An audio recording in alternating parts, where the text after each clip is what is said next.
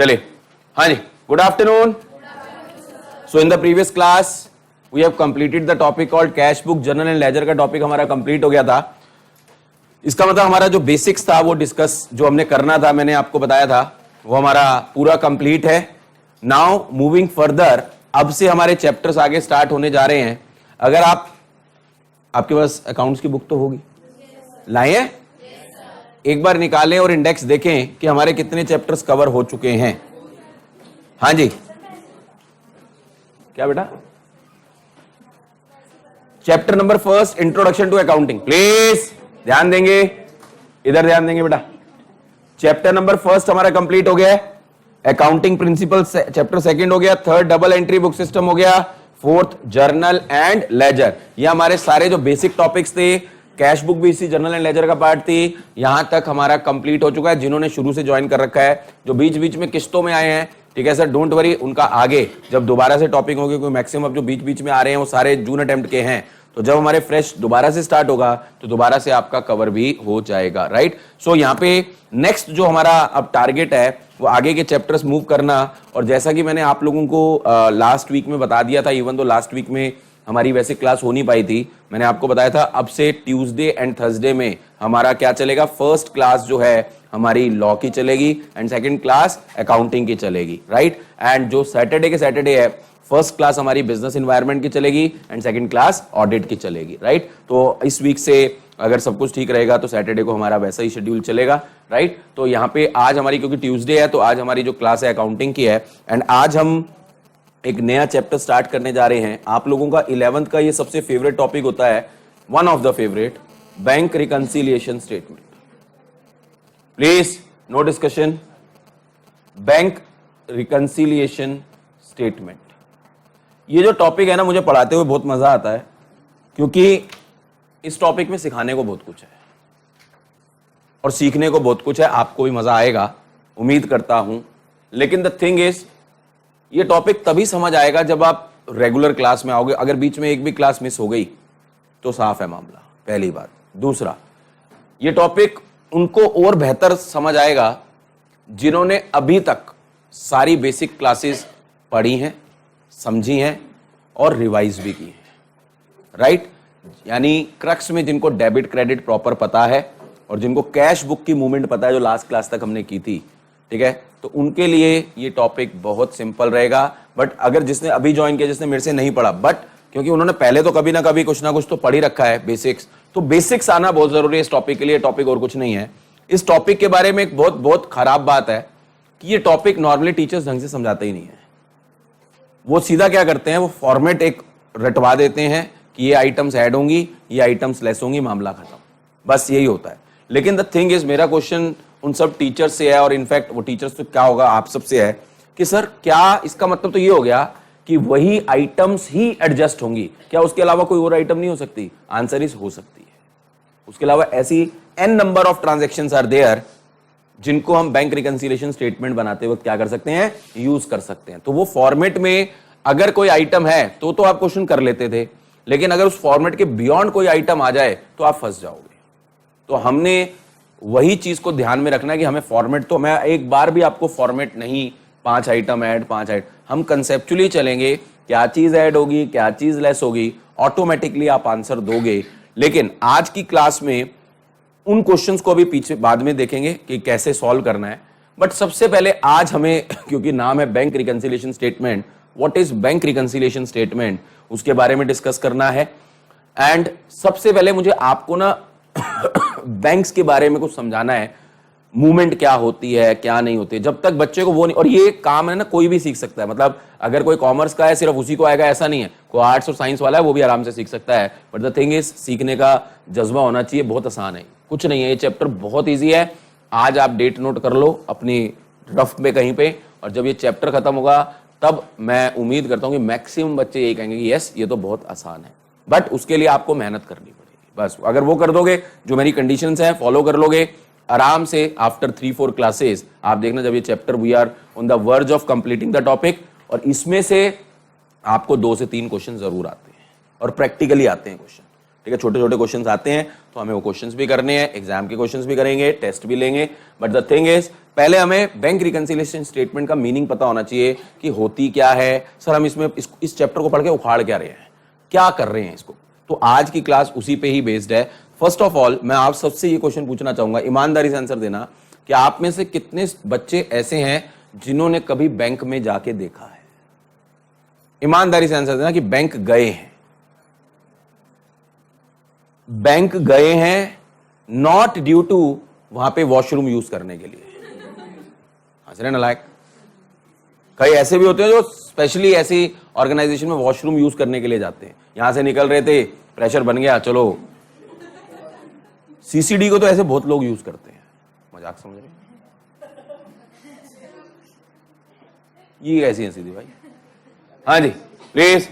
अच्छा ये सब झंडे एक बार दोबारा खड़े करना है, एक बार शक्लें तो देखूं कौन कौन बैंक गया है। चलो नीचे उल्टा, वाइस वर्सा। कितने बच्चे बैंक जाके भी नहीं देखा कि बैंक होता कैसा है? ईमानदारी से झंडे खड़े करें, ईमानदारी से। नहीं, उसमें कोई शर्माने की बात नहीं है। There is always a first time, हमेशा फर्स्ट टाइम होता है। ये सोच के इसने खड़ा किया हाथ। हाँ तो वही तो वो भी बोल रहे हैं, क्वेश्चन भी मेरा यही है। मैंने भी तो यही बोला कौन नहीं गया, तो कह रही मतलब मैं तो कभी गई नहीं। अच्छा मैंने कभी नहीं लगाया था, मैंने कहा था गई नहीं। ले ऐ भी हिंदी था, तू कत्ल ही कर देता है गदर। चलो ये जो नहीं गए, मैं इनसे पूछ सकता हूं कि कभी जिंदगी में इनको अजीब सी फीलिंग नहीं हुई कि हम बैंक नहीं गए? कनिका तू कोई उंगली पकड़, क्या आंसर है? कोई लेके नहीं गया। चलो कल पापा का शाम को मेरा फोन आया था, कल मेरे पास फोन आया था, तो मैं आज फोन करके उनको बोलूंगा भैया इसको बैंक लेके जाओ। बोलूंगा, मैं बोलूंगा, आज ही बोलूंगा। कल आया था उनका मेरा फोन। हाँ मुझे आवाज आ रही थी तेरी, पापा ज्यादा कंप्लेंट मत करना, है ना? अच्छा कृतिका जी, मतलब आप कभी गए नहीं, क्यों नहीं गए? सेम क्या, कोई लेके नहीं गया? हाँ मतलब आप छोटे बच्चे ना उठाएं और बैंक में डाल दें, है ना? तुम्हें डिपॉजिट करा दें हमारे अकाउंट में। पांडे जी, छोटे पांडे जी, ज्यादा छोटे भी नहीं है। हाँ जी, कभी सोचा ही नहीं? सबके पापा खुद ही जाते हैं। सिंचन यूं हंस रही है जैसे बैंक में ही बैठी रहती है बाहर, है ना? ये बैंक जा जाके बुढ़ापा आ गया इसका, यूं हंस रही है इसके ऊपर। पता है भैया दीदी वगैरह किसी के ऐसी यूं उंगली पकड़ के चली गई होगी कभी, तो बैंक में चली गई।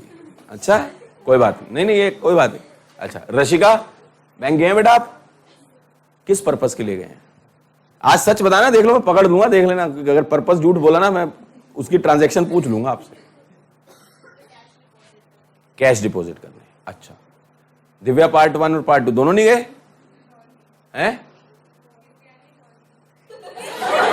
अच्छा नाम डॉली पार्ट 1, सॉरी। हाँ जी एक मिनट, अरे सुन तो सही। हाँ है क्या चीज?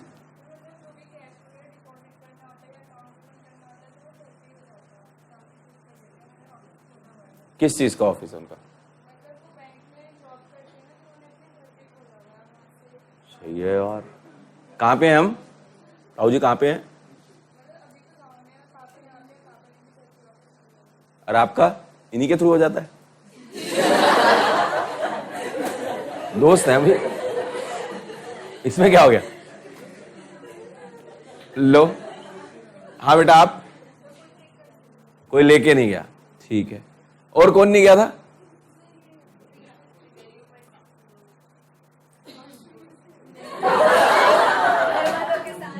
हैं?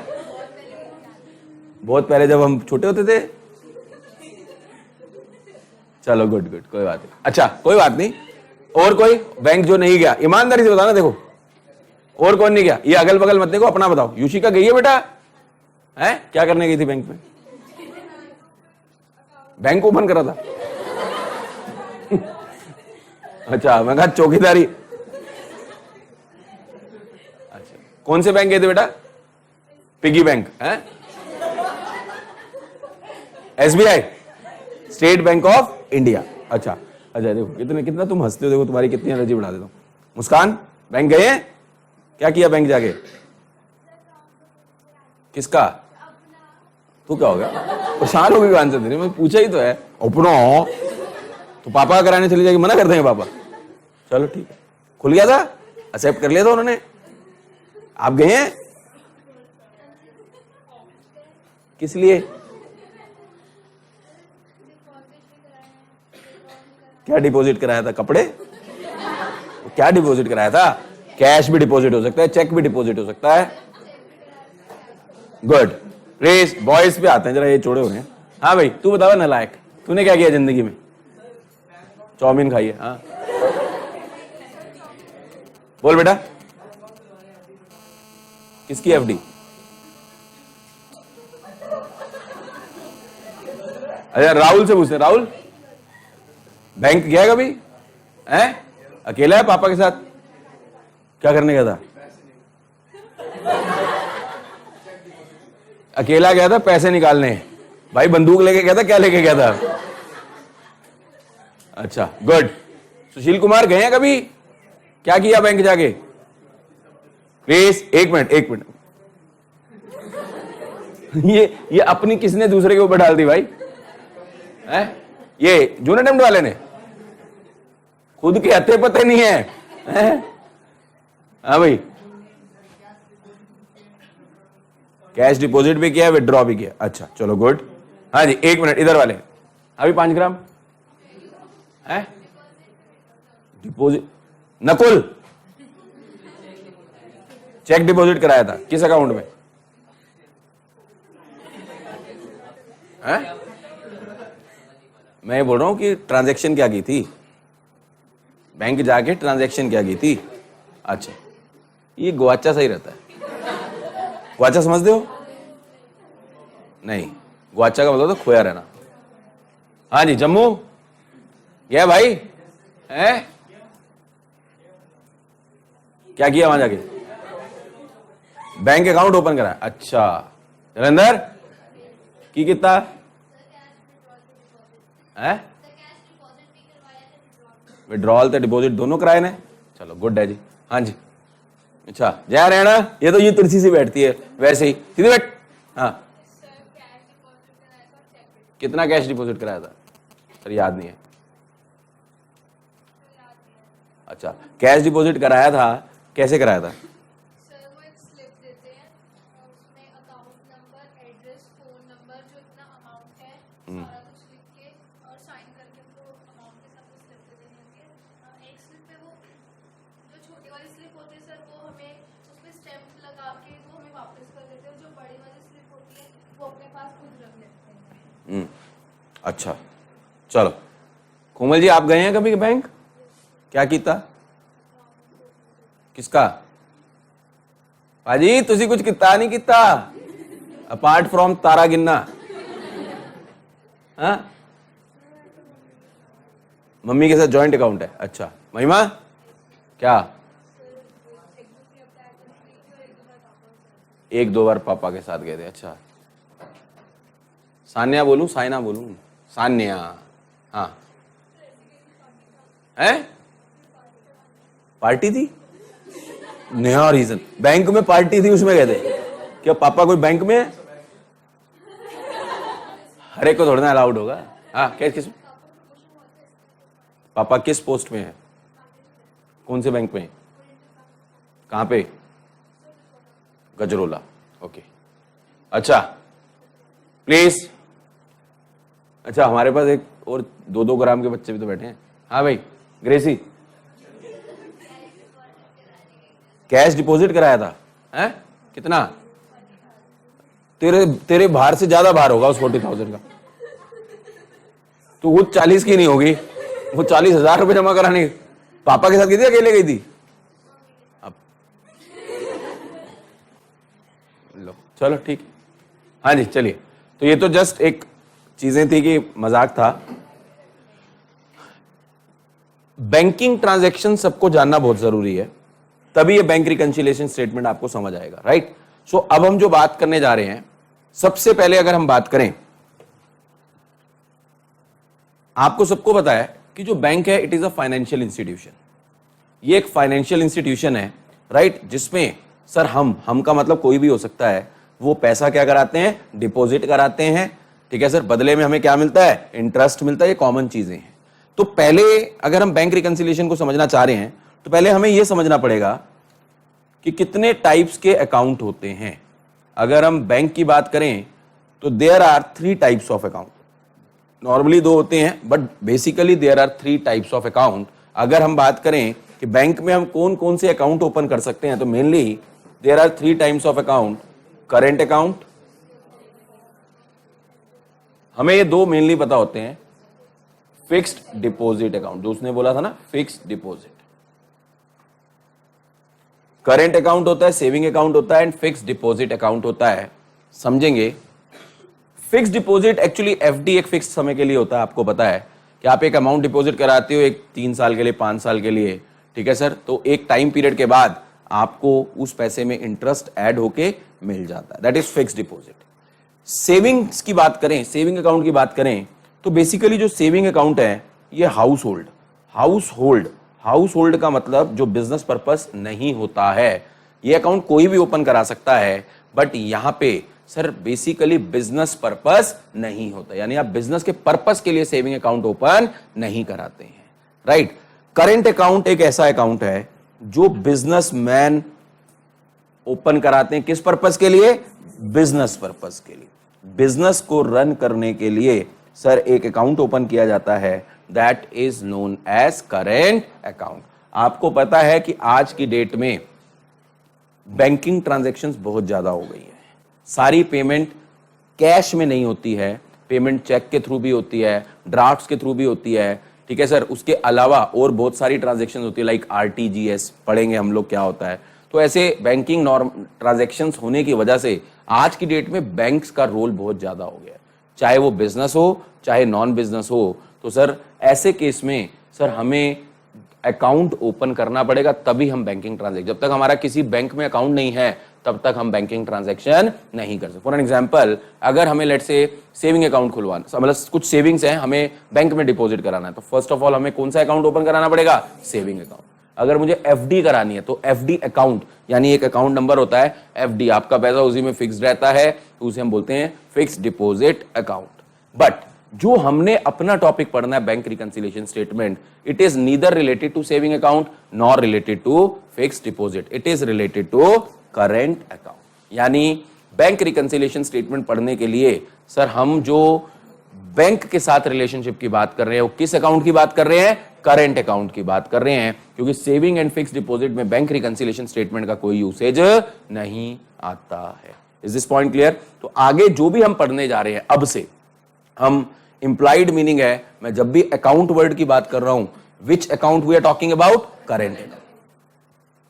और करेंट अकाउंट कौन ओपन कर रहा है, बिजनेसमैन। मेरा क्वेश्चन है यहां, मतलब बच्चे ना गलत समझ जाते हैं, मेरा क्वेश्चन है क्या बिजनेसमैन सेविंग अकाउंट ओपन कर सकते हैं या नहीं कर सकते, लेकिन वो बिजनेस पर्पस नहीं होगा, अपना पर्सनल पर्पस होगा, अपना पर्सनल पैसा रखने के लिए।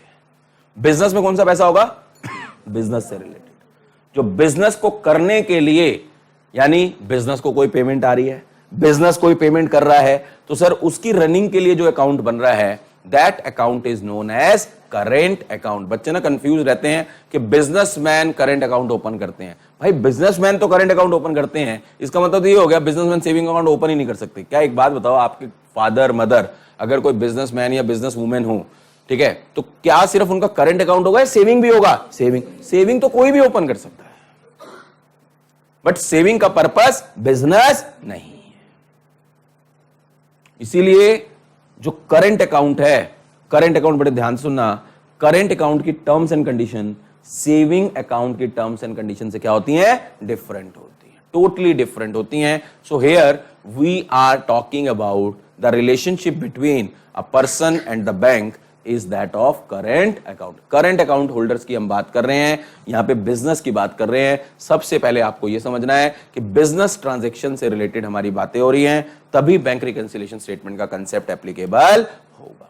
क्लियर है ये पॉइंट सबको? नाउ अब मैंने फिर बोल दिया कि अकाउंट वर्ड का मतलब अब करंट अकाउंट है। अब समझते हैं कि सर अकाउंट जो है एक बिजनेसमैन एक अकाउंट ओपन कर रहा है बैंक के साथ, तो उस बिजनेस का और ये जो मैं अब रिलेशन समझा रहा हूं ये कहीं पे भी एप्लीकेबल है, सेविंग अकाउंट में भी सेम इफेक्ट ही आता है। बट पहले कंसेप्ट समझना, मैक्सिमम बच्चों को ये कंसेप्ट पता नहीं है। Let's say for an example, let's say एक बिजनेस है, हम कंपनी की फॉर्म में कर रहे हैं, ठीक है सर, एक कंपनी है इधर, ठीक है सर।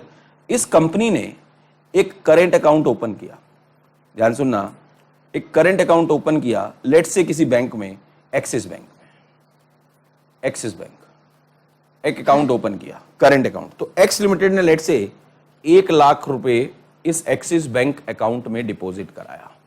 एक्स लिमिटेड ने, कंपनी है, इट कैन बी कोई भी बिजनेस हो सकता है, बट मैं कंपनी का एग्जांपल लेता होता हूं ताकि आपको और बेटर अंडरस्टैंडिंग हो। एक्स लिमिटेड ने करंट अकाउंट ओपन किया एक्सिस बैंक में, ठीक है, और पैसे कितने डिपॉजिट कराए एक्सिस बैंक में? 1 लाख रुपए। क्लियर है एवरीवन? नाउ तो इसका मतलब एक्स लिमिटेड, दैट इज वो कंपनी और एक्सिस बैंक में एक रिलेशन हो गया। There is a relation of debtor creditor, यहां पे एक रिलेशनशिप बन गया, एंड वो रिलेशनशिप क्या है? Debtor creditor. याद है मैंने बेसिक्स में बताया था, जनरली डेटर क्रेडिटर का रिलेशन गुड्स से रिलेटेड होता है, मैंने वहां पे ये भी बोला था, लेकिन हम आगे कुछ और चीजें भी समझेंगे। तो ये चीज आ गई, यहां पे भी एक्स लिमिटेड और एक्सिस बैंक में जो रिलेशन है वो डेटर क्रेडिटर का, बट नाम डेटर क्रेडिटर नहीं बोलते हैं, राइट। एक बात बताओ, यहां पे एक्स लिमिटेड ने पैसा डिपॉजिट कराया एक्सिस बैंक में, यस और नो, और उसका अकाउंट ओपन हो गया। इसका मतलब देखो, अकाउंटिंग ये कंपनी भी करेगी और अकाउंटिंग ये बैंक भी करेगा, क्योंकि बैंक भी तो बिजनेस कर रहा है। ये समझना, ये जितने भी आपने मनी एंड बैंकिंग में बताऊंगा, there are 2 types of bank, central bank and commercial banks. तो here we are talking about commercial banks. तो कमर्शियल बैंक्स का मतलब ये जो बिजनेस करते हैं, जो प्रॉफिट अर्न करते हैं। तो एक्सिस बैंक की अगर हम बात करें, इसका एक्स लिमिटेड के साथ डेटर क्रेडिटर का रिलेशन है। मेरा क्वेश्चन आपसे ये है, जिससे पूछूंगा वही आंसर देगा, यहां पे डेटर कौन है और क्रेडिटर कौन है? सोचना फिर आंसर देना, एक एक स्टेप बाय स्टेप चलेंगे तब मजा आएगा।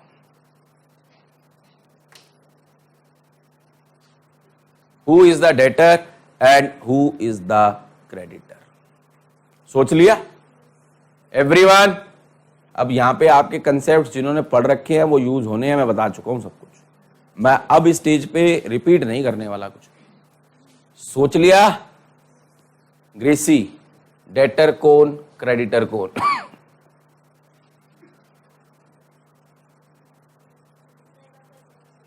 भाई एक्स लिमिटेड ने करेंट अकाउंट ओपन कराया एक्सिस बैंक में। जब कोई भी अकाउंट ओपन कराते हैं तो अमाउंट डिपॉजिट कराते हैं, तो एक्स लिमिटेड ने एक्सिस बैंक में 1 लाख रुपए का अमाउंट डिपॉजिट कराया। सिर्फ यही क्वेश्चन है, एक्स लिमिटेड और एक्सिस बैंक में डेटर क्रेडिटर का रिलेशन बना, हमें यह जानना है कि डेटर कौन है और क्रेडिटर कौन है, बस। प्लीज है, सोच के आंसर दे बेटा, कोई बात नहीं। और किसी सुनना नहीं है, जो कोई अगल बगल कुछ बोले, वैसे कोई बोल नहीं रहा, सुनना नहीं है कुछ भी। प्लीज जल्दी बेटा जल्दी। हाँ कनिका, जल्दी से आंसर आना चाहिए, और अगर नहीं आता तो मना होनी चाहिए। शिनचेन, क्या सेम बोलना है? मुंह से सेम नहीं बोलना है, दोबारा बोल। अगर मार्केट से कहीं कॉन्फिडेंस मिलता हो तो खरीद लो, तुम्हें इतनी सारी चीजें कराने के बाद तुम इतने डाउट में हो यार। हाँ आरती,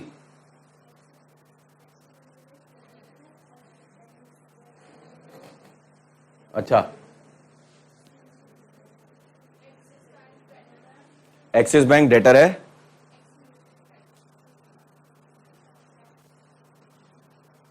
बोल बेटा। सुशील कुमार, अजय, यस। यहां पे देखो एक्स लिमिटेड ने एक्सिस बैंक में पैसा डिपॉजिट कराया है, राइट। तो इसका मतलब एक्स लिमिटेड ने एक्सिस बैंक से 1 लाख रुपए लेना है। तो हमने ये समझा हुआ डेटर कौन? जिसने पैसा देना है। देना किसने है? तो एक्सिस बैंक जो हो गया डेटर और एक्स लिमिटेड हो गया क्रेडिटर। डेटर क्रेडिटर का रिलेशन है। अब एक्स लिमिटेड उस 1 लाख को जैसे मर्जी यूज करना चाहे वो वैसे यूज कर सकता है। या तो वो एक्सिस बैंक को क्या बोलेगा कि मैं पैसा विड्रॉ करना चाह रहा हूं, विड्रॉ भी कर सकता है, या वो कहेगा मेरे बिहाफ पे किसी को पेमेंट कर दे। बात करेंगे उस चीज की, सब चीजों की बात करेंगे। प्लीज। तो यहां पे अब हुआ क्या, इसका मतलब आप देखो एक्स लिमिटेड और एक्सिस बैंक में क्या हो गया सर, एक रिलेशन बन गया डेटर क्रेडिटर का। दूसरी चीज बोले तो service provider and service receiver, एक नया कॉन्ट्रैक्ट हम बोल रहे हैं, service provider and service receiver. Who is service provider? Bank service provider है। Who is service receiver? उल्टा बोलता हूं और पूछता हूं, कौन किसका क्लाइंट है?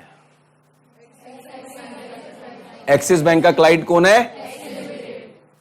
क्या मैं बोल सकता हूं एक्सिस बैंक का कस्टमर है एक्स लिमिटेड?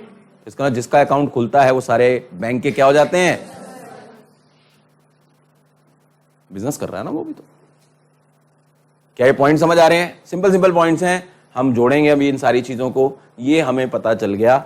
नाउ अब होता क्या है समझना। लास्ट क्लास में हमने कैश बुक समझी थी, लास्ट क्लास में हमने कैश बुक समझी थी। Who is preparing the cash book? Business will prepare the cash book. तो सर एक्स लिमिटेड जो है सर वो अपनी बुक्स में क्या प्रिपेयर करने वाला है? कैश बुक प्रिपेयर करेगा। बड़े ही ध्यान से समझेंगे, कैश बुक प्रिपेयर करेगा। ठीक है सर, कैश बुक में आपको सबको मालूम है, कैश बुक 3 कॉलम की बात करें तो बैंक कॉलम होता है, कैश कॉलम होता है, डिस्काउंट कॉलम होता है, राइट। तो एक्स लिमिटेड ने क्या किया, एक्स लिमिटेड ने ये 1 लाख रुपए एक्सिस बैंक में डिपॉजिट कराए। एक्सिस बैंक का मतलब सर उसने अपने अकाउंट में डिपॉजिट कराए। तो एक्सिस बैंक एक्स लिमिटेड के लिए क्या है? डेटर है। और डेटर का नेचर क्या है? वो असेट होता है। यस और नो? और असेट डेबिट करने से बढ़ते हैं। क्या ये पॉइंट समझ आता है? उल्टा देखें, एक्सिस बैंक के हिसाब से, एक्सिस बैंक के हिसाब से एक्सिस बैंक ने भी एक अकाउंट ओपन किया होगा सर, उस अकाउंट का नाम क्या होगा? X limited. यानी एक्सिस बैंक अपने पास अपने कस्टमर का नाम से क्या करता है? अकाउंट ओपन करता है। बड़े ध्यान से सुन लेना मैं क्या कह रहा हूं सर। एक्सिस बैंक यानी कोई भी बैंक अपने पास का मतलब खुद की अकाउंटिंग करेगा, तो उस अकाउंटिंग में किसका नाम से अकाउंट करेगा? कस्टमर के नाम से, ऑब्वियसली। तो सर यहां पे एक्स लिमिटेड के नाम से एक्सिस बैंक ने क्या किया होगा? अकाउंट ओपन किया होगा। Is this point clear? हमेशा ध्यान रखना, जब भी बैंकिंग ट्रांजैक्शन होगी यानी बैंक इन्वॉल्व होगा, हमेशा ध्यान रखना है वहां पे सर कैश बुक का कौन सा कॉलम अफेक्ट होगा? बैंक कॉलम अफेक्ट होगा, कैश कॉलम अफेक्ट नहीं होगा। पॉइंट समझ आता है? तो अब एक बात बताओ, जब एक्स लिमिटेड ने ये अमाउंट एक्सिस बैंक में डिपॉजिट कराया होगा, ये अमाउंट एक्सिस बैंक में डिपॉजिट कराया होगा, तो सर एक्स लिमिटेड ने क्या किया होगा? कैश बुक में कहां पे इफेक्ट किया होगा? कैश बुक में कहां पे इफेक्ट किया होगा? एक्स लिमिटेड ने कहां पे इफेक्ट किया होगा? कोई बता सकता है इससे कैश बुक कहां पे इफेक्ट हुई होगी? इससे कैश बुक प्लीज कहां पे इफेक्ट हुई होगी?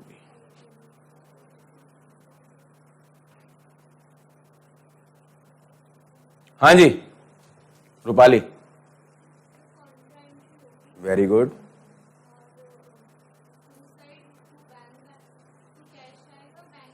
कॉन्ट्रा एंट्री होगी, किस कॉलम को इफेक्ट किया जाएगा ये बताओ।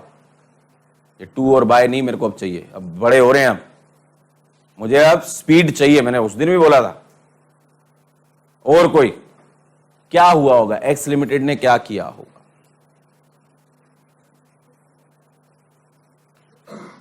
भाई आंसर दो, कल तक लास्ट क्लास तक सारा तो पढ़ा है। और क्या होगा? क्या किया होगा एक्स लिमिटेड ने? कॉन्ट्रा एंट्री की होगी, सही बोल रही है वो। बताओ क्या कॉन्ट्रा एंट्री की होगी? कैश डिपॉजिटेड इनटू बैंक कराया नहीं था, तो क्या किया होगा? आंसर बताओ मुझे। मेरी डांट भी बढ़ेगी बड़ी तेज वाली। ये जो जितनी कैजुअल अप्रोच चल रही है ना, उठा के बाहर फेंक दूंगा सबको। मैंने ये बोला था बेसिक्स में मैं सारी एफर्ट कर रहा हूं, अब मुझे नहीं चाहिए रिपीटिशन।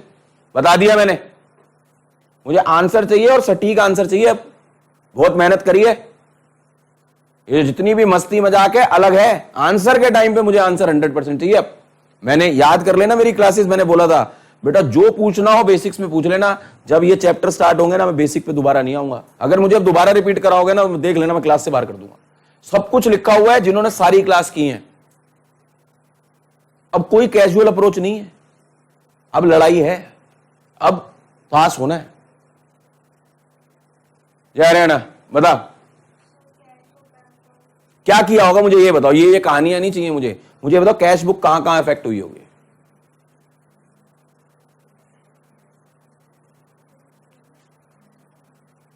कैश बुक कहां कहां इफेक्ट हुई होगी? हाँ भाई तू बता। हाँ किस साइड पे भाई? हाँ जी, और मैंने उसकी एक्सिस बैंक की बात ही नहीं कर रहा, मैं कैश बुक की बात कर रहा हूं। हाँ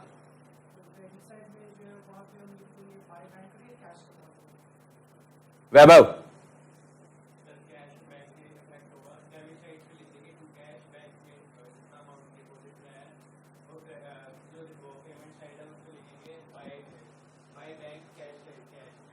नकुल, कैश बुक में डेबिट साइड में टू कैश करके बैंक कॉलम पे लिखेंगे और क्रेडिट साइड में बाय बैंक करके कैश कॉलम। यस आप देखो कैश बुक में कॉन्ट्रा एंट्री होगी, रूपाली ने जो बोला था कॉन्ट्रा एंट्री होगी। कॉन्ट्रा एंट्री क्या सिखाई थी? दो कॉन्ट्रा एंट्री हो सकती है, या तो कैश विड्रॉ किया हो या कैश, उसके अलावा कभी भी कॉन्ट्रा एंट्री नहीं होगी। तो इसका मतलब जब एक्स लिमिटेड ने एक्सिस बैंक में पैसा डिपॉजिट कराया, उसके खुद के अकाउंट में जा रहा है पैसा, इसका मतलब उसका अकाउंट अफेक्ट हो रहा है, अकाउंट बढ़ रहा है, तो इसका मतलब उसकी जो रिसीट साइड है उसमें जो बैंक कॉलम है सर उसमें ये अमाउंट लिखा जाएगा, क्योंकि कैश सिर्फ इन ट्रांजैक्शन में, क्योंकि यहां पे जो कैश कॉलम है सर वो कम होगा, क्योंकि उसकी तरफ से कैश कम हो रहा है और बैंक कॉलम बढ़ रहा है। लेकिन एक बात बताओ, यहां पे बैंक कॉलम में बढ़ना का मतलब क्या है? बैंक कॉलम में बढ़ना का मतलब है कि ये पैसा किसके पास जा रहा है? एक्सिस बैंक के पास। ये पैसा किसके पास जा रहा है? एक्सिस बैंक के पास। तो जब ये पैसा एक्सिस बैंक के पास गया होगा तो एक्सिस बैंक ने क्या किया होगा? एक्सिस बैंक के लिए जो ये कस्टमर है वो क्रेडिटर है, और क्रेडिटर का नेचर क्या होता है? लायबिलिटी होता है। लायबिलिटी ध्यान से सुनना, तो एक्सिस बैंक के एंगल से एक्स लिमिटेड लायबिलिटी है, लायबिलिटी बढ़ती है तो क्या करते हैं? क्रेडिट, लायबिलिटी घटती है तो क्या करते हैं? डेबिट। तो सर यहां पे एक्सिस बैंक के एंगल से बताना लायबिलिटी बढ़ रही है कम हो रही है? बढ़ रही है। एवरीवन, लायबिलिटी क्यों? ये पैसा एक्सिस बैंक के पास आया है, तो एक्सिस बैंक ने उसी अमाउंट को अपने कस्टमर की कौन सी साइड पे लिखा होगा? क्रेडिट साइड पे लिखा होगा। इसका मतलब क्या हुआ? इसका मतलब ध्यान सुनना, इसका मतलब सर कैश बुक में यानी कस्टमर जो चीज डेबिट कर रहा है बैंक उसको क्या करता है? क्रेडिट करता है। पॉइंट समझ आता है? दूसरी चीज, अगर कस्टमर बैंक कॉलम को क्रेडिट करता है, इसका मतलब क्या हुआ? कस्टमर ने अपने बैंक से पेमेंट कराई, तो इसका मतलब उसका बैंक बैलेंस क्या हुआ होगा? कम। ठीक है सर, तो इसका मतलब पेमेंट करी किसने होगी? बैंक ने। किसके भी आप पे करी होगी? कस्टमर के। तो इसका मतलब सर वही सेम अमाउंट जो एक्सिस बैंक है अपने कस्टमर के अकाउंट में क्या कर देगा? डेबिट कर देगा। इसका मतलब जो चीज बैंक कॉलम कैश बुक में डेबिट होती है वही सेम अमाउंट कस्टमर के अकाउंट में बैंक क्या करता है? क्रेडिट करता है। और जो चीज कैश बुक के बैंक कॉलम पेमेंट साइड पे आती है यानी क्रेडिट साइड पे आती है, सेम अमाउंट कहां आना चाहिए? सर बैंक के कस्टमर अकाउंट के डेबिट साइड पे आना चाहिए।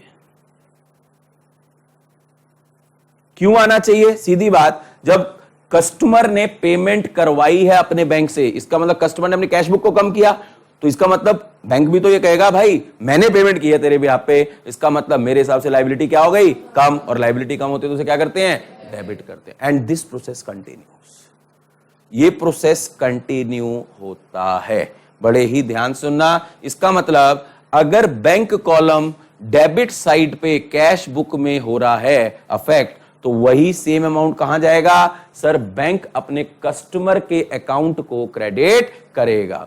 एंड वाइसे वर्सा, अगर कैश बुक का बैंक कॉलम पेमेंट साइड पे अफेक्ट हो रहा है यानी क्रेडिट साइड पे अफेक्ट हो रहा है, सेम अमाउंट कहां जाएगा, एक्सिस बैंक यानी बैंक के कस्टमर अकाउंट के डेबिट साइड पे जाएगा।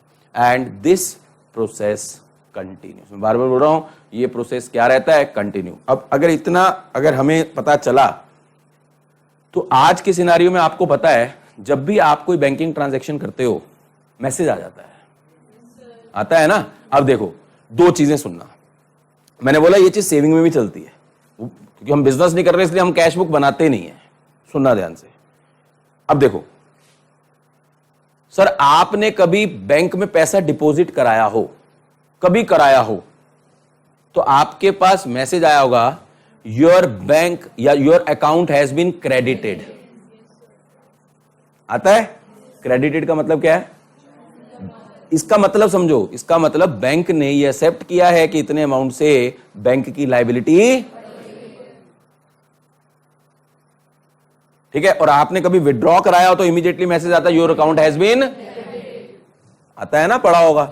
इसका मतलब बैंक क्या कह रहा है, इतना अमाउंट आपने विड्रॉ कराया है, इतने अमाउंट से आपकी लायबिलिटी क्या हो गई है, हमारी लायबिलिटी कम। होता है या नहीं होता? ये देखना आप, जिन्होंने कभी देखा ना हो तो कोई अपने दोस्तों को हेल्प करा देना।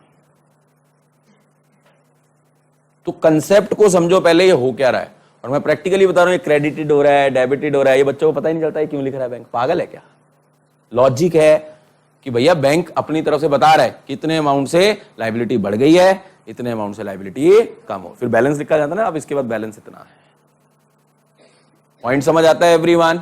ये पॉइंट समझ आता है? ध्यान सुनना। एंड दिस प्रोसेस कंटिन्यूस, क्योंकि हम बिजनेस की बात कर रहे हैं तो बिजनेस तो कैश बुक बनाएगा, और इधर एक्सिस बैंक तो अपना कस्टमर का अकाउंट बनाएगा ही बनाएगा। नाउ अब होता क्या है कि जो ये कस्टमर अकाउंट है, ये जो कस्टमर अकाउंट है उसकी एक कॉपी, कस्टमर अकाउंट की एक कॉपी बैंक किसको देता है, कस्टमर को देता है। उस कॉपी को हम बोलते हैं बैंक पासबुक, या आज की डेट में बोलते हैं बैंक स्टेटमेंट। क्या बोलते हैं? बैंक स्टेटमेंट बोलते हैं। तो what is bank passbook, what is bank statement? It is one and the same thing. But sir वो डिफरेंस क्या है? पासबुक एक बुक की फॉर्म में होती है, स्टेटमेंट आपकी रॉ होती है। आजकल तो ऑनलाइन आ जाती है सारी, सब कुछ होता है। बट बैंक पासबुक है क्या? What is बैंक पासबुक या bank statement? Sir it is a copy of the customer. अगर बच्चों से पूछो ना बैंक पासबुक क्या है, पता नहीं है, बस खड़े हुए हैं। What is bank passbook? Sir bank passbook is the copy of the customer account, customer account which is prepared by the bank, which is prepared by the bank. कि बैंक ने क्या इफेक्ट किया है सर, उसका पता आपको भी तो होना चाहिए। तो उसकी कॉपी बैंक आपको देता है कि भैया हमने ये ट्रांजैक्शन की है, ठीक है सर। तो यहां पे बैंक पासबुक जो है, बैंक पासबुक या bank statement is a copy of the customer account maintained by the bank. इसे हम क्या बोलते हैं? बैंक पासबुक बोलते हैं। सुना है बैंक पासबुक? कभी देखी है बैंक पासबुक? यस और नो? अब सुनेंगे। अब जैसे यहां पे कैश बुक में जो डेबिट साइड होती है उसे रिसीट साइड कहते हैं, और क्रेडिट साइड को क्या कहते हैं? पेमेंट साइड कहते हैं ना। तो जो चीज बैंक कॉलम में रिसीट साइड पे लिखी जाएगी वो चीज कस्टमर के अकाउंट की किस साइड पे लिखी जानी है? Credit side. इसका मतलब सर इस क्रेडिट साइड के लिए एक टर्म है डिपॉजिट। इस क्रेडिट साइड का मतलब क्या है? डिपॉजिट।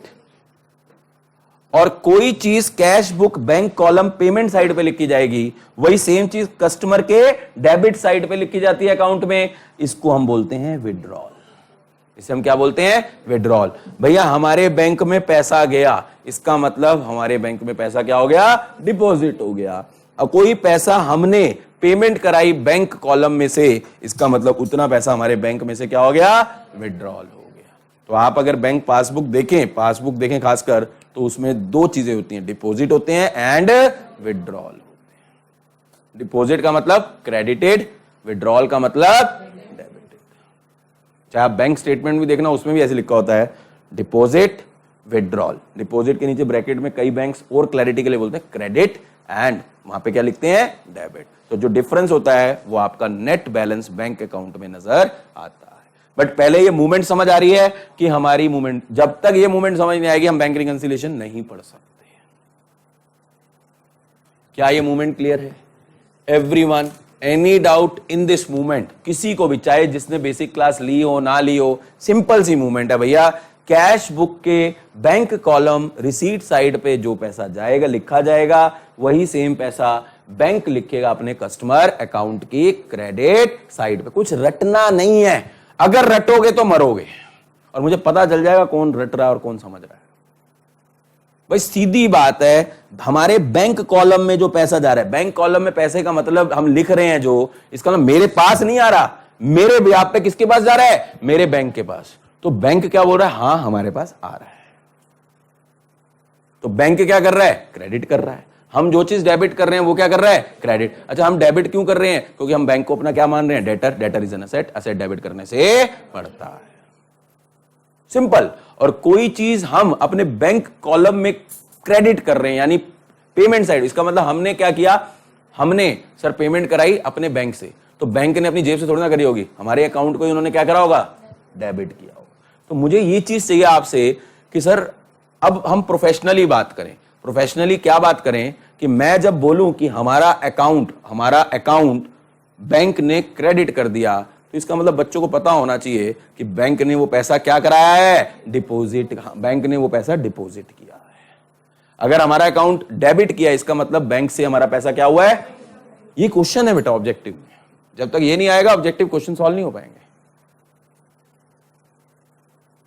पहले तो ये मूवमेंट बताओ, ये मूवमेंट अगर किसी को नहीं समझ आई मैं रिपीट करने को तैयार हूं, लेकिन डेबिट क्रेडिट अगर किसी ने पूछा ना, मैं उसकी कुंडी खड़का दूंगा, देख लेना।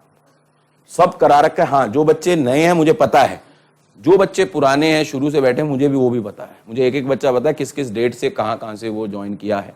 ठीक है सर, तो ये ध्यान रख लेना। डाउट्स हो तो जरूर पूछो, कोई मना नहीं है, लेकिन डेबिट क्रेडिट अगर याद नहीं रहा तो देख लेना पुट्ठा टंग दूंगा मैं। रेगुलर घर जाके, मैं गले फाड़ फाड़ के बोलता था कि रेगुलर घर जाके अकाउंट्स का बेसिक रिवाइज करो। जो बच्चा रिवाइज करेगा उसके लिए देखना है पीनट्स हैं, कुछ भी नहीं है ये। जिन्होंने मस्ती मारी है ना पिछले 1-1.5 महीने में, तो अब उनको दिक्कत आएगी। उनके लिए मैं कुछ नहीं कर सकता मेरी तरफ से, और अभी भी समय नहीं बीता। आज भी घर जाके अगर सारा बेसिक रिवाइज कर दोगे ना, क्योंकि आज मैंने प्रैक्टिकल को बिल्कुल टच नहीं करना, तो अगली क्लास तक कंफर्टेबल होगा। ईमानदारी से बताना कितने बच्चों ने बेसिक्स को आज तक टच नहीं किया घर जाके। कोई नहीं ऐसा, सबने पढ़ा है। इतना ईमानदार, देख लो, सच्ची बताओ, पक्का। अच्छा ये बताओ, ये मूवमेंट समझ आती है बेटा एवरीवन? अच्छा इसमें कोई मुश्किल चीज है ये बताओ? कुछ भी नहीं है। मेरे को डांटना तब मजबूरी होती है जब तुम ढंग से आंसर नहीं दोगे, और वो मेरा लास्ट रिजॉर्ट है। तो मैं किसी को डांटता नहीं, प्यार प्यार में ही ऐसी बेइज्जती हो जाती है बच्चों की, अपने आप ही उनको शर्म आ जाए। लेकिन जब वो आंसर प्रॉपर नहीं देंगे ना, तो फिर डांटना भी पड़ेगा। रिलैक्स नहीं होना। देखो मस्ती मजाक, मेरा मानना यह है कि पढ़ाई ऐसे होनी चाहिए कि समय का पता ही ना चले। एंड आई होप सो मेरी क्लास में पता नहीं चलता होगा, है ना? तो बस मैंने उसको ऐसे क्रिएट कर रखा है। ऐसा नहीं है मैं भी मुंह कुप्पा बन के पढ़ा सकता हूँ, लेकिन मेरा पढ़ाने का तरीका वैसा नहीं है। मैं ना ऐसे यहाँ पढ़ाता हूँ ना हायर लेवल पे पढ़ाता हूँ। मेरा अपना तरीका है पढ़ाने का, मेरा अपना स्टाइल है। मेन है बच्चे को समझ आना चाहिए, क्रक्स होता है बेस क्लियर होना चाहिए, और एकदम टन करता हुआ यहाँ पे जाए, और ऐसे जाए कि फिर कभी निकले नहीं। रिवाइज करो, वो आपको एफर्ट करना है। और मैं फिर बोल रहा हूं, आप जब फाउंडेशन क्लियर करके निकलेंगे, क्लियर तो बात की बात है, अभी आपको अगर ये 1-1.5 महीना ईमानदारी से पढ़ा है, तो आपको ही अपने अंदर कुछ ना कुछ कीड़े चेंज होते हुए नजर आ गए होंगे कि यार ये तो हमें कुछ पता ही नहीं था, अब पता है। तो अब उसका प्रैक्टिकल इंप्लीमेंट करने का टाइम आ रहा है। ये इंप्लीमेंटेशन है उस बेसिक का। तो जिसको वो बेसिक क्लियर होगा ना, उसके लिए कुछ नहीं है। अगली 2-3 क्लासों में देखना, तुम कूद के क्वेश्चन निकालोगे, आई गारंटी हो मैं आपको। लेकिन फिर वही है, सिंसियरिटी चाहिए। कितना आप घर जाके पढ़ रहे हो ना, बहुत जरूरी है। अच्छा अब ये ईमानदारी से ये मुझे बताना, और सच्ची बताना, कितने स्टूडेंट ऐसे हैं जिनको ये मूवमेंट पता थी आज से पढ़ने से पहले? कितने स्टूडेंट्स को ये मूवमेंट पता था कि ये ऐसे मूव होता है, ये ट्रांजैक्शन ऐसे मूव होती है? ईमानदारी से। हाँ ये वाली देखो कितने कम बच्चे हैं, 5-7 बच्चे हैं जिनको पता है। आप सोचो कि हम 11th भी पढ़ाए, 12th भी पढ़ाए, फिर भी हमें ये मूवमेंट्स नहीं पता, और हम कहते हैं कि हम पास तो हो गए। पास बार बार कहता हूं ना, उसी पेपर में हुए हो आप। और लाइफ में ये जो चैप्टर हम पढ़ रहे हैं ना, ये बहुत काम आएगा, not only on the business front, personal front पे भी काम आएगा। आज से अब आप अपने मैसेज देखोगे ना, जिनको नहीं पता था, अब उनको समझ आ जाएगा, अच्छा ये हो रहा है, और आप दूसरों को भी हेल्प कर पाओगे। क्लियर है पॉइंट? सबको समझ आता है बेटा? अब एक बात बताओ, मुझे ये बताओ कि सर मैंने बैंक कॉलम में डेबिट किया या क्रेडिट किया, ठीक है, कैश बुक में बैंक कॉलम डेबिट हुआ, कुछ में क्रेडिट हुआ, सेम उसका इफेक्ट कहां गया होगा? अब मैं बोल सकता हूं पासबुक, कस्टमर अकाउंट में गया होगा, मैं बोल सकता हूं पासबुक सेम तरीके से इफेक्ट हुई हो, बट साइड अपोजिट होगी।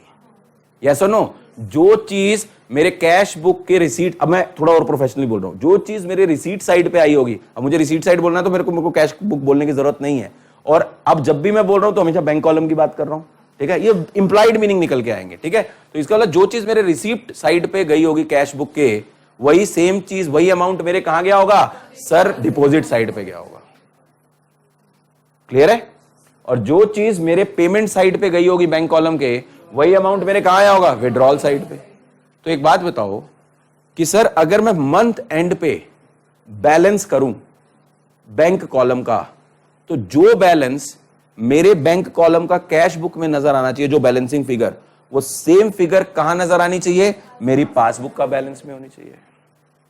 होना चाहिए या नहीं होना चाहिए? यस और नो? इसका मतलब लेट से मेरा बैंक कॉलम का टोटल रिसीट साइड 1 लाख दिखा रहा था, पेमेंट साइड पे 20,000 दिखा रहा था, इसका मतलब मैंने कैरी डाउन सिखाया था ना आप लोगों को, तो इसका मतलब कैरी डाउन कितना हो गया? 80,000।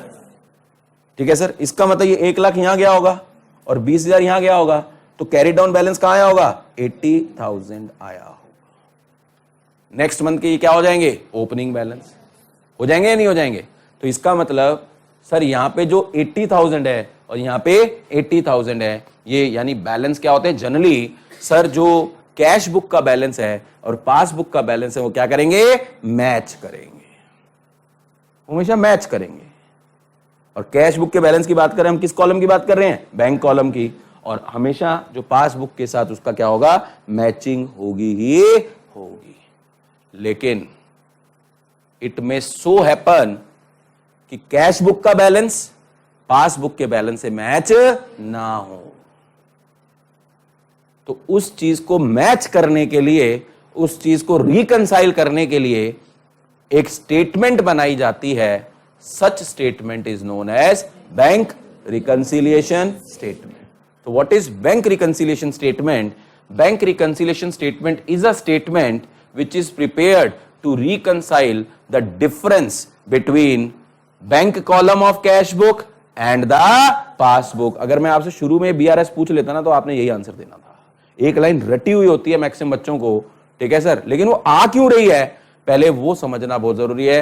What is bank reconciliation statement? It is a statement, ठीक है sir, which is prepared to reconcile, reconcile का मतलब मैच करना, टू रिकंसाइल द बैलेंसेस, जो डिफरेंस है उसको रिकंसाइल करना, किसके बीच में? Sir bank column as per cash book and passbook, यानी इनका जो डिफरेंस है उसको मैच करने के लिए एक स्टेटमेंट बनाई जाती है। Such statement is known as bank reconciliation statement. क्या ये पॉइंट समझ आता है? बैंक तो मेरे अब इस पे क्वेश्चंस हैं। पहला क्वेश्चन, फर्स्ट क्वेश्चन जिससे पूछूंगा वो आंसर देगा, who will prepare BRS? Bank reconciliation statement कौन बनाएगा? सुनना, कस्टमर बनाएगा या बैंक बनाएगा, यानी बिजनेस बनाएगा या बैंक बनाएगा? सोच के मुझे ये आंसर चाहिए, कौन बनाएगा ये स्टेटमेंट? सोच के आंसर चाहिए। Who will prepare this statement?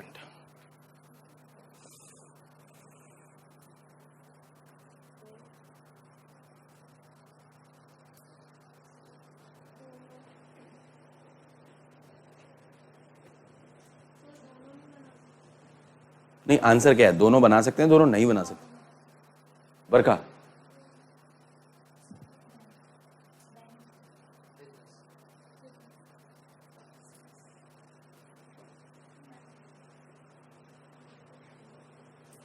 Satya, Dolly part 1 जा रहे हैं ना, डॉली पार्ट 2, कनिका, ग्रेसी, पड़ोसी। हाँ भाई, Yushika, the correct answer is business, that is customer जो है वही बैंक रिकंसिलिएशन स्टेटमेंट बनाएगा। एक बात बताओ, बैंक के पास लाखों कस्टमर हैं, बैंक रिकंसिलिएशन स्टेटमेंट बनाएगा? नलायकों, तुम्हारा बैलेंस मैच नहीं हुआ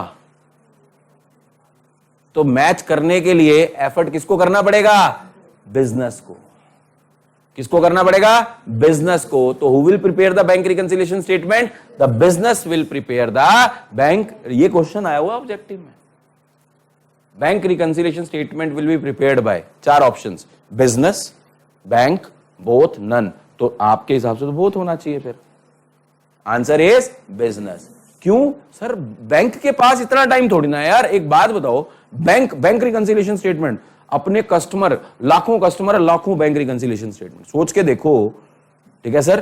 तो सर अगर बैलेंस मैच नहीं हो रहा तो इस बैलेंस को जानने की जरूरत किसको है? बिजनेस को है, यानी वो कस्टमर को है। तो who will prepare? Business will prepare the bank reconciliation statement. पहला पॉइंट। दूसरा पॉइंट, क्या bank reconciliation statement books of accounts का पार्ट होगा या नहीं होगा? सोच के आंसर देना। क्या bank reconciliation statement is a part of books of account और नॉट?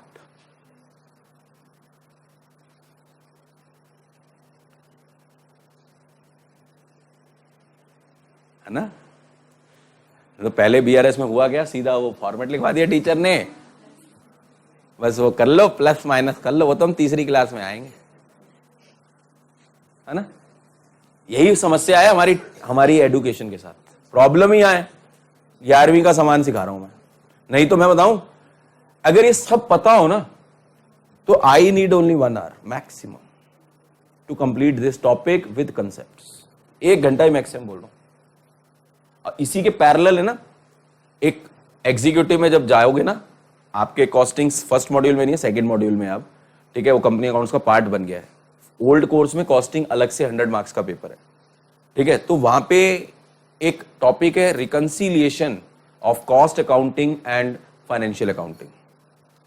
तो सर जो बच्चे, जैसे आप लोग मुझसे पढ़े हुए फिर आगे ट्रांसफर होते हैं, तो जो बच्चे मुझसे पढ़ के कॉस्टिंग पढ़ रहे होते हैं, अकाउंट्स यहाँ पे पढ़ा होता है, मतलब यहाँ फाउंडेशन पढ़ी होती है, और कुछ बच्चे ग्रेजुएशन के बाद भी आते हैं, तो सर जब मैं उनको समझाता हूं ना, उनको समझाने के लिए तो मुझे 1 ही घंटा चाहिए होता है, लेकिन जो और बच्चे आते हैं उनको समझाने के लिए मुझे 2 क्लास अलग से लगानी पड़ती है।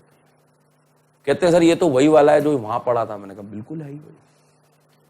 तो सर ये कंसेप्चुअल बातें आपको आगे भी काम आने वाली, ये मत सोचना कि सिर्फ यहीं के यहीं रहने वाली है। ठीक है, तो मेरा क्वेश्चन है कि सर बैंक रिकंसिलिएशन स्टेटमेंट क्या बुक्स ऑफ अकाउंट का पार्ट होगा या नहीं होगा? Answer is no. Bank reconciliation statement is not a part of books of account. Books of account वो होती हैं जो मैंडेटरी इन नेचर होती है। बुक्स ऑफ अकाउंट क्या होती हैं? वो बनाना मैंडेटरी है। क्या बीआरएस कस्टमर को, बिजनेस को बनाना मैंडेटरी है? No, it is a need based statement. It is a need based. Need based का मतलब क्या होता है बेटा? नीड बेस्ड का मतलब है जरूरत पड़ेगी तो ही बनाएंगे, अदरवाइज इसको बनाने की जरूरत नहीं है। सर जरूरत कब पड़ेगी? डेफिनेशन में ही आया है, जब बैलेंस क्या करेगा? मिसमैच करेगा। अगर मैच नहीं, इसका मतलब जब तक बैलेंस मैच करेगा then there is no need of making bank reconciliation statement. उसी में आंसर छुपा है कि बैंक रिकंसिलिएशन स्टेटमेंट है क्या? एक स्टेटमेंट है जो रिकंसाइल करेगी डिफरेंस को, और डिफरेंस होगा ही नहीं तो बैंक रिकंसिलिएशन स्टेटमेंट बनाने की जरूरत नहीं है। तो सर बैंक रिकंसिलिएशन बनानी है तब बनानी है जब जरूरत होगी, इसीलिए बैंक रिकंसिलिएशन स्टेटमेंट को बोलते हैं it is a need based statement. Bank reconciliation statement is a need based statement and it is not a part of books of account. तो बताएगा बुक्स ऑफ अकाउंट बेसिकली कहां से कहां तक रहती है? Start from invoice, journal, ledger, trial balance, final accounts. बीच में कहीं पे भी बीआरएस पढ़ा था? नहीं पढ़ा। पॉइंट समझ आता है नालायकों? तो सर ये कुछ पॉइंट्स हैं जो पहले आपको पता होने चाहिए. सो नटशेल में what is bank reconciliation statement? It is a need based statement. It is prepared by the customer, that is business, and it is prepared only when it is required. And when it is required, when there is a difference between cash book and passbook. Cash book का कौन से column की बात कर रहे हैं? Bank column. And the balance as per passbook. What is passbook? Sir customer की copy जो बिजनेस के पास है. सर वो कस्टमर की कॉपी, उस अकाउंट की कॉपी जो अकाउंट कौन मेंटेन कर रहा है? Bank maintain. अच्छा बताओ, हमें कैसे पता चलेगा हमारा अकाउंट क्रेडिट हुआ है या नहीं हुआ? हमें कैसे? तो उसका प्रूफ बैंक से हम जाके लेते हैं, बैंक हमें वो देता है, एंड उसको हम ही तो रिकंसाइल करेंगे. जो हमने डेबिट किया क्या वहां क्रेडिट हुआ? जो हमने क्रेडिट किया क्या वहां डेबिट हुआ? नेट इफेक्ट सेम आ रहा है या नहीं आ रहा? बैंक के पास इतना टाइम नहीं है. ये काम किसका है? सर कस्टमर का है. अजय बताओ ना, प्रॉब्लम किसको है? कस्टमर को है, बैंक को है? और कस्टमर को जब प्रॉब्लम होगी तो वो बैंक के पास जाएगा ना. तो प्रॉब्लम तो निकालो पहले. पॉइंट समझ आता है? तो sir this bank reconciliation statement is a very very simple topic subject to the basics. Basics आपके क्लियर होने चाहिए. अगर वो क्लियर है तो ये कुछ भी नहीं. और मुद्दा समझ आया है एवरीवन? क्या ये पॉइंट समझ आते हैं? तो सर पहले एक काम करते हैं, जितना हमने समझा है 10 मिनट लगा के खत्म करते हैं, उसको लिख लेते हैं.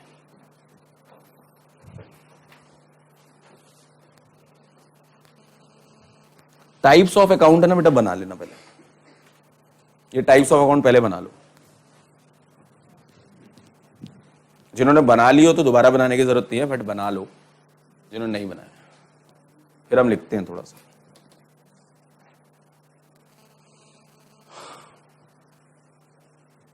बना लिया जी?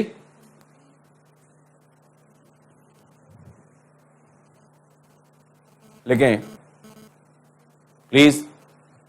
Bank reconciliation statement, bank reconciliation statement is generally related to current account. Bank reconciliation statement is generally related to current account. Bank reconciliation statement is generally related to current account. Full stop. Current account is opened. Current account is opened by the business related to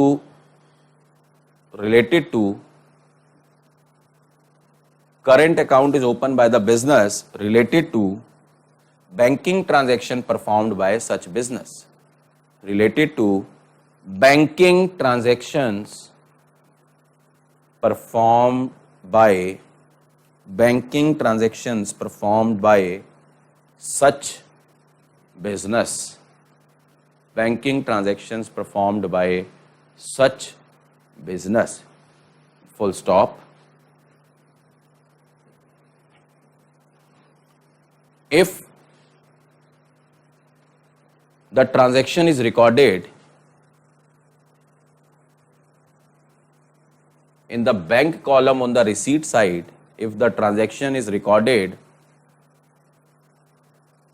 in the bank column, ध्यान से लिखना बेटा words को, in the bank column of receipt side in cash book,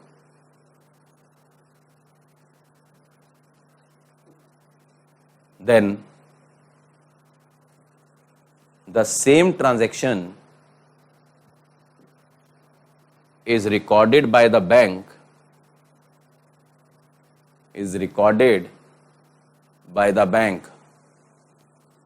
on the deposit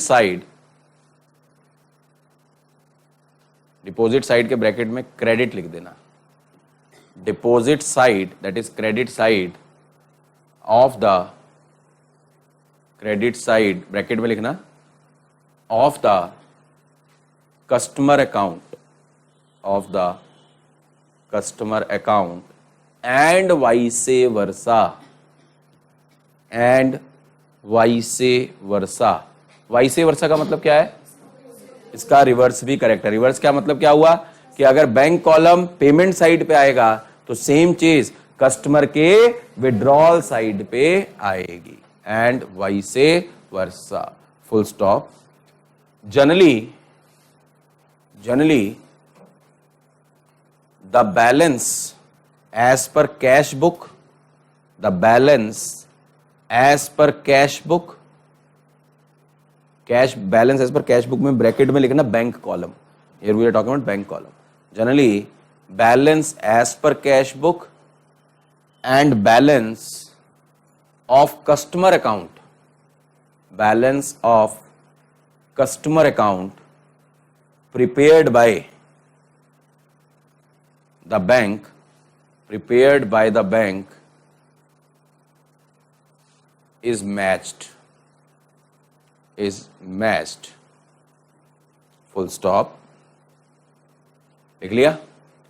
A copy of customer account, a copy of customer account prepared by bank will be issued to the customer, will be issued to the customer, a copy of customer account prepared by the bank will be issued to the customer, that is business, will be issued to the customer, that is business। business को क्या कर दी जाती है? Issue कर दी जाती है। a copy, मैं दोबारा बोल रहा हूं, a copy of customer account prepared by the business to its customer, that is business, will be known as, क्या बोलेंगे उस कॉपी को? बैंक पासबुक और बैंक स्टेटमेंट, बैंक पासबुक और bank statement.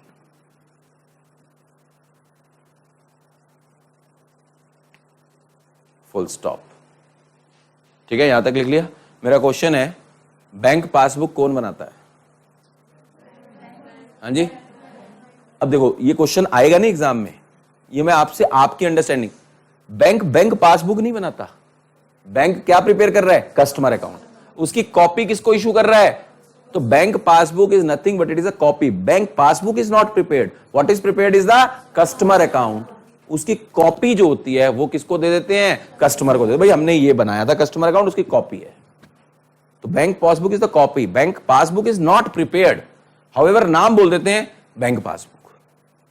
Customer bank passbook नहीं बनाता, bank क्या बनाता है? कस्टमर अकाउंट बनाता है, उसकी कॉपी इशू कर देता है। उस कॉपी को हम क्या बोलते हैं? पासबुक या बैंक स्टेटमेंट बोलते हैं। बार बार बोल रहा हूं, ये ध्यान रखना है, ये वर्ड्स पे क्वेश्चन आए हुए हैं, बाद में बर्बाद हो जाओगे, 2 नंबर मुफ्त के खराब करके आओगे।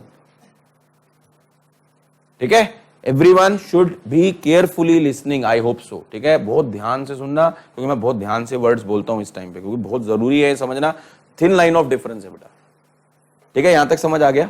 नेक्स्ट पैराग्राफ में लिखेंगे आप, इतना हमने लिख लिया। ये होता है, ये नॉर्मल लाइफ में होता है। क्या होता है? नॉर्मली सर वो बैलेंस क्या करते हैं? मैच करते हैं। ठीक है, अब नेक्स्ट पैराग्राफ में लिखेंगे, however, comma, however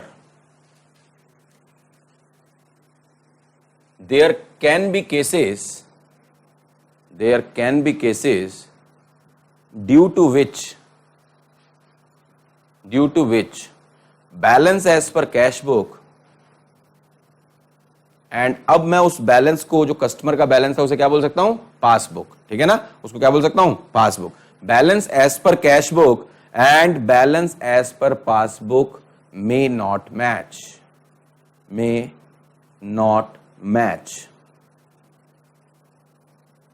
so to reconcile the difference,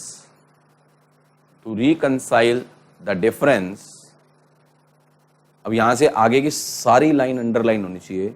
the customer, that is business, will prepare a statement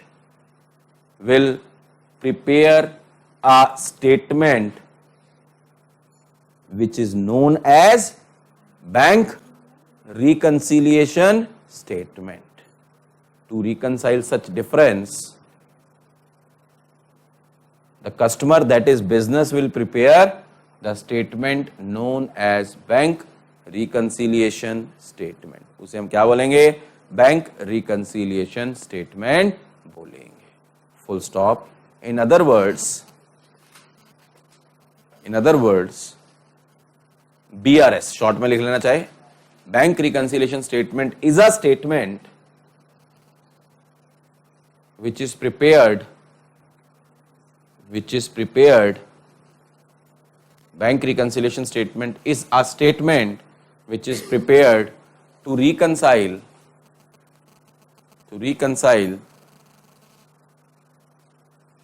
the balance as per cash book.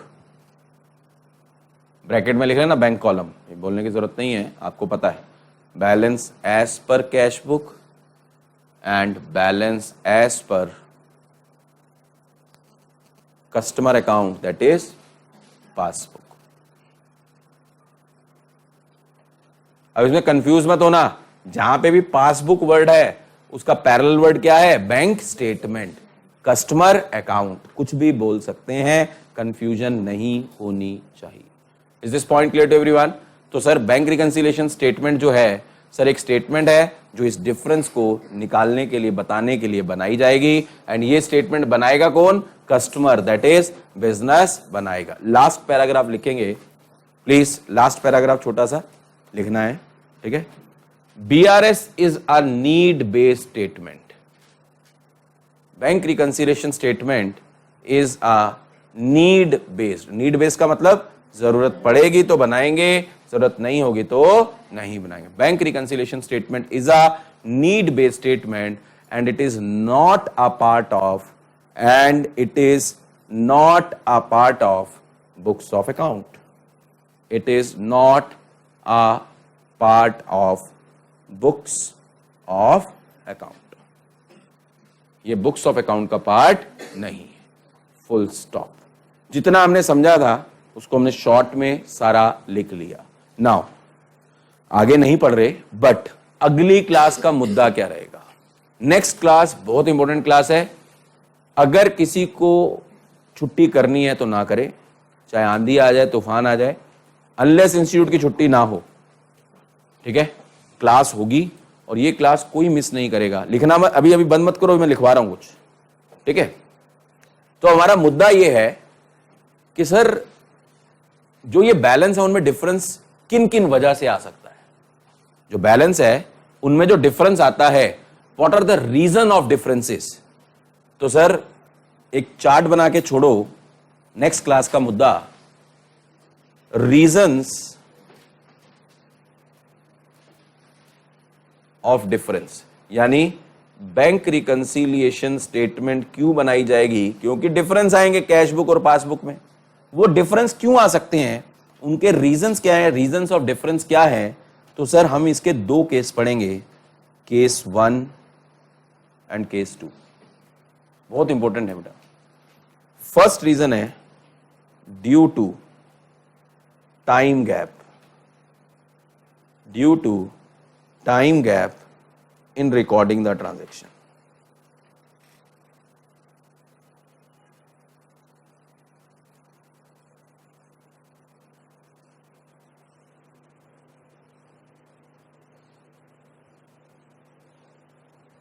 And second है due to errors committed in recording the transaction.